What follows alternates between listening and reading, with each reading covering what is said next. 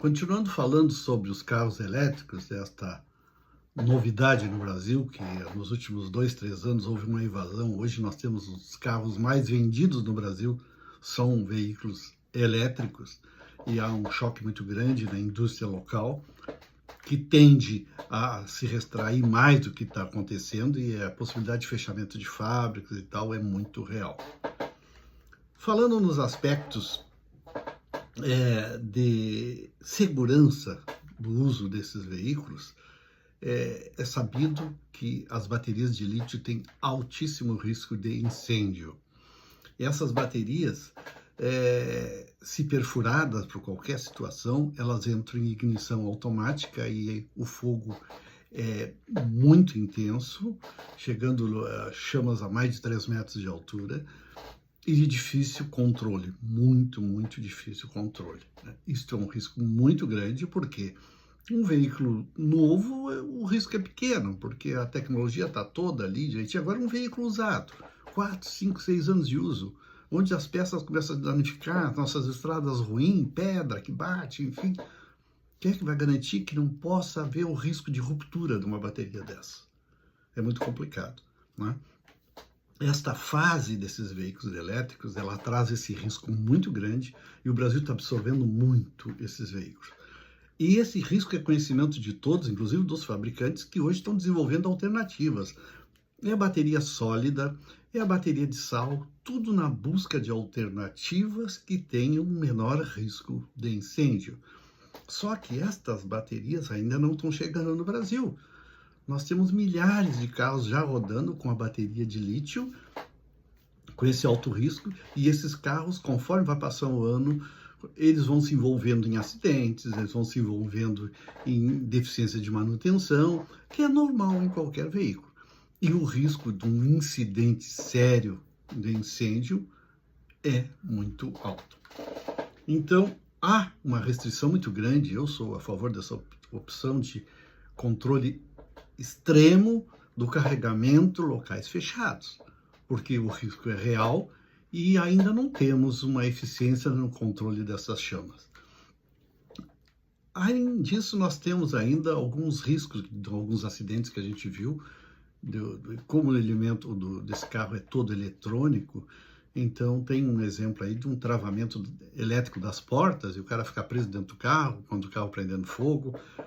Tem a questão das ondas eletromagnéticas, que os fabricantes falam que são taxas baixas, mas não são tão baixas assim, até porque a gente vive em campos eletromagnéticos em geral, em todos os nossos meios eletrônicos, tá? Celular, é o GPS, é o Wi-Fi, tudo emite ondas eletromagnéticas. De repente, a onda eletromagnética gerada daquela bateria que você está sentado em cima pode não ser sozinha tão alta, mas somando com as demais, há um aumento nessas ondas eletromagnéticas circulando para o nosso corpo, e o nosso corpo é elétrico, sofre a influência dessas ondas, e os efeitos à saúde ainda estão em estudos, mas há um cuidado muito grande do que pode acontecer daqui para frente quanto a isso. Outra questão muito importante dos veículos elétricos, eu estou levantando muito o lado negativo, não é por ser negativista, mas por ser preventivo. Eu sou um engenheiro de segurança, me preocupo muito com isso. O que fazer com essas baterias daqui a 10 anos? 8, 10 anos. As fábricas vão recolher, elas vão desmontar, vão tratar. E o que fazer com esses carros, quando virarem sucata, a partir de 10, 15 anos? Vão para o lixão? Uma bateria dessa no tempo não vai poder usar as prensas, porque vai estourar a bateria e vai explodir tudo. Então, esse descarte é que não me parece que esteja bem definido como deve ser feito. E outra questão muito importante quanto ao aspecto da segurança são os carregamentos nos condomínios, principalmente em ambientes fechados.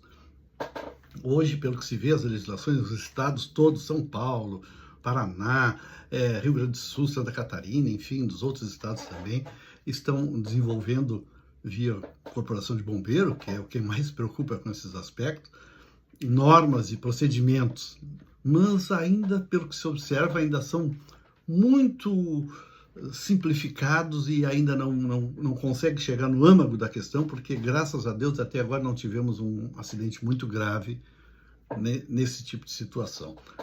Mas, de toda forma, pelo que se vê na legislação, e eu estava observando muito a legislação aqui de Santa Catarina, há uma transferência muito grande para o responsável técnico da emissão de um laudo e do projeto baseado em desempenho, tal de PBD, onde o responsável técnico ele tem a obrigação de sinalizar tudo, enfim, a gente nota que é uma transferência muito grande de responsabilidade para esse profissional, e esse profissional tem que ter extremo cuidado quando fizer esse laudo, porque qualquer incidente, qualquer acidente, ele vai ser buscado a explicar se não previu ou os materiais que especificou não foram suficientes, enfim, né? Até porque as causas desses incidentes, desses acidentes, podem ser inúmeras, desde o defeito do próprio carro, problema elétrico no carregamento, fatores de manutenção não autorizada, enfim, muitas causas pode ter, mas este profissional está na linha de frente e tem que ter muito cuidado quando assinar um laudo desses,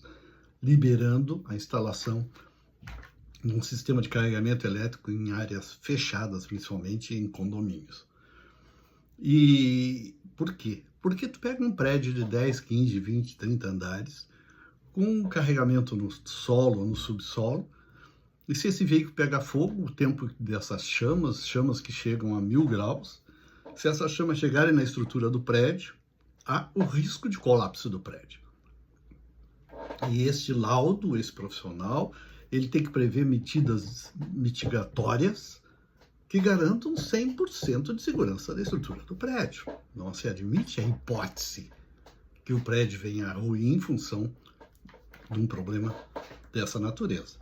Então, há necessidade, por exemplo, se o ambiente é semi-fechado, pelo menos 50% de ventilação natural. Se o ambiente é fechado totalmente, uma garagem, subsolo ou totalmente fechado, tem que haver uma ventilação mecânica eficiente, independente, para tirar os gases desse eventual incêndio.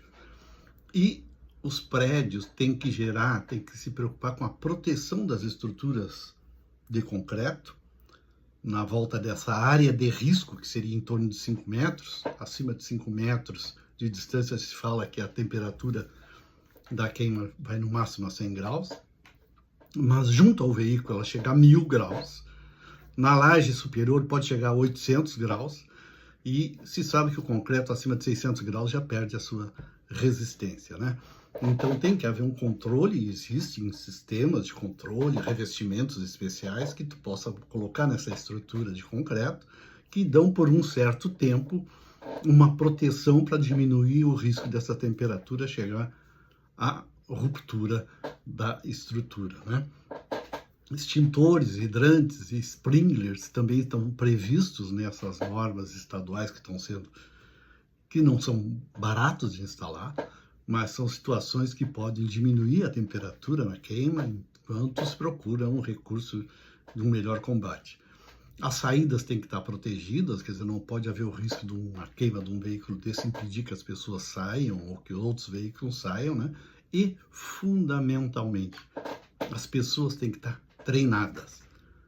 Moradores daquela empresa, daquele prédio, têm que estar treinados do que fazer numa situação de emergência.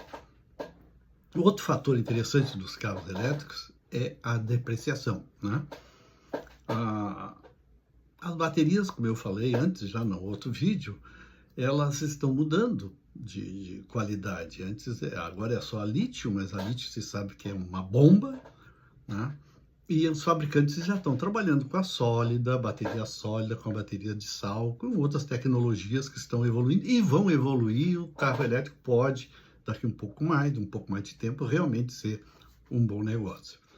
Essa vida útil da bateria também é complicada, porque no Brasil hoje tem carros com 20, 30 anos rodando. Como é que tu vai fazer um carro em que o maior custo é a bateria e ela dura no máximo 10 anos? Então tu está limitando esse carro, né?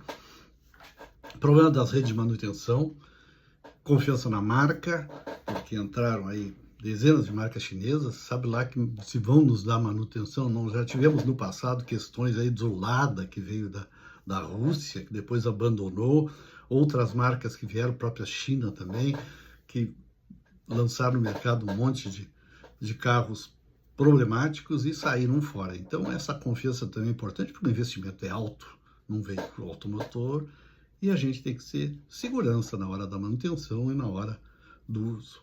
Ok? Um abraço a todos.